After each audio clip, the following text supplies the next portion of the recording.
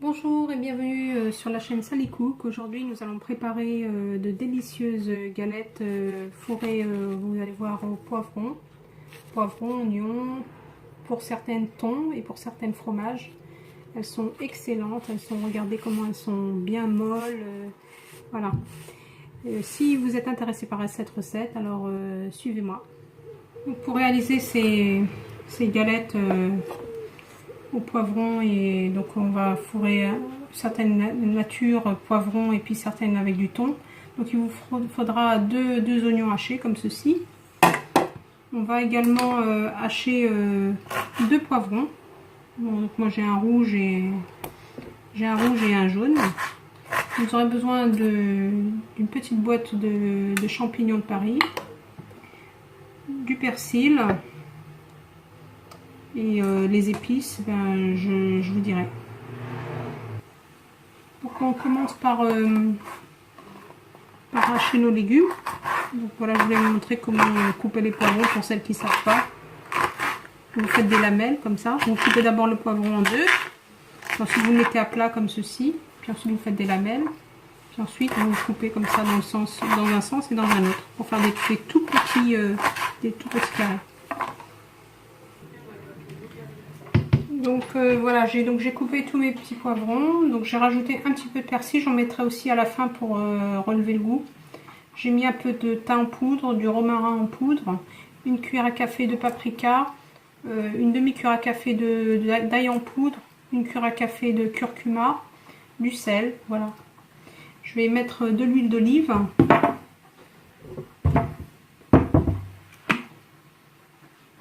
Je vais couvrir ma farce. Et je vais la laisser cuire et bien s'assécher. Pendant ce temps-là, on va préparer la pâte à galette. Alors pour cette pâte, moi je vais utiliser la pâte à gozlem qu'on a fait hier. Vraiment, je l'ai trouvée très très bonne cette pâte-là. Donc je vais utiliser cette pâte-là. Alors pour la pâte, on va mettre une cuillère à soupe de levure mélangée en poudre. On va ajouter dessus une cuillère à soupe de sucre. Un verre de 150 ml d'eau tiède. Je vais laisser ma pâte fondre un petit peu.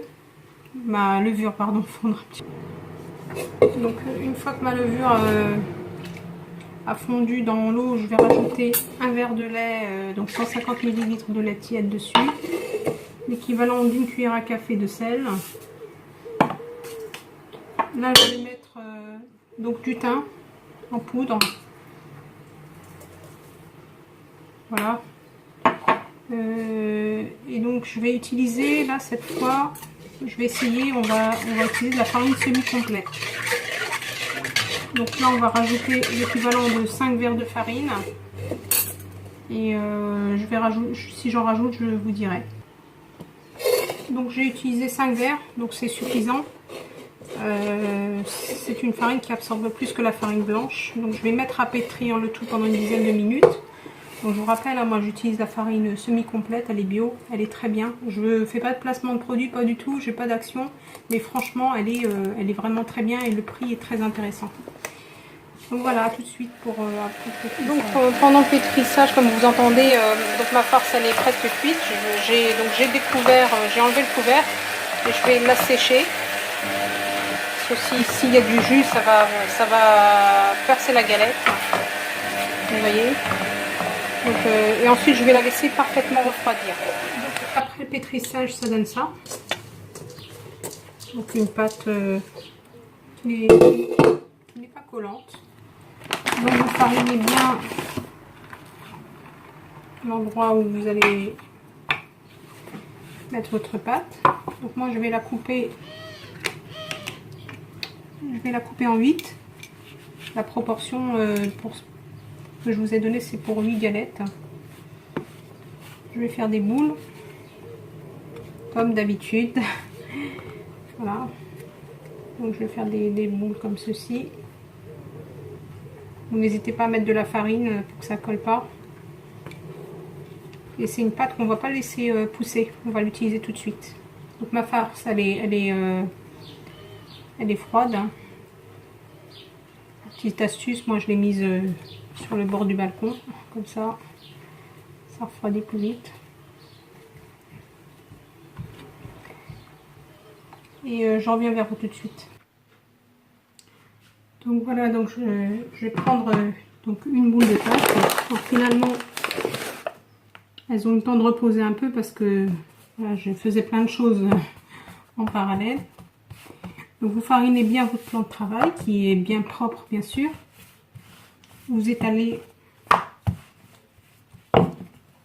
votre pâte de manière très fine. Donc moi j'ai mis ma poêle à chauffer. Donc c'est une grosse poêle en fonte.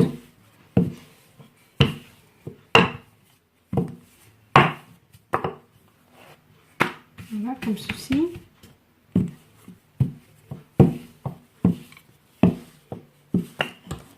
Donc ma pâte est assez fine. Je vais m'aider du papier sulfurisé. Donc je vais débarrasser ma galette de la farine. Je vais la mettre sur le papier. Donc je vais en fait faire 4 avec de la farce plus du thon et 4 au fromage. Donc là je mets de la farce. Donc moi pour m'aider, une petite astuce, en fait dans ma poêle j'ai déjà j'ai partagé ma farce en 8, comme ça j'ai pas de surprise. Donc je prends un peu de fromage, je prends un peu de thon que je mets comme ceci.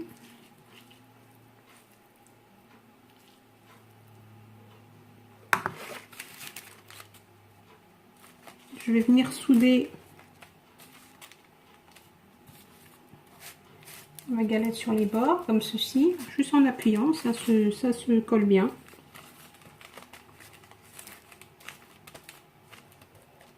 Et ensuite je vais la prendre comme ceci et la retourner sur ma poêle, comme ça je suis sûre de ne pas faire de dégâts. Donc la poêle est bien chaude, le feu je l'ai baissé un petit peu pour que ça ne brûle pas. J'ai huilé avec un pinceau ma poêle et puis je vais laisser cuire doucement. Donc la farce à l'intérieur elle est cuite, donc il faut juste que ma pâte cuise. Donc je vais les cuire et donc je vais les faire cuire comme ça 2 par 2 et surtout vous n'oubliez pas d'enduire le côté qui est vers vous avec un petit peu d'huile, juste comme ça légèrement pour, voilà, pour que ça puisse dorer correctement des deux côtés. La poêle, moi je la badigeonne pas après, hein. Je le fais une fois et après ça suffit. Au début, puis après ça suffit. Donc, je vais continuer comme ça la cuisson. Et je vous montre à la fin ce que ça donne. Donc les 4 premiers je vais faire au thon. Ensuite je vais vous montrer les 4 derniers je vais faire avec du fromage. Donc on va en faire une au fromage.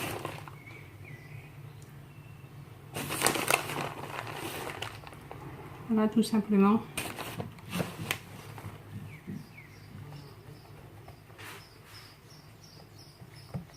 Et je vous montre à la fin ce que ça donne. Et voilà le résultat de mes galettes, mes gozlem.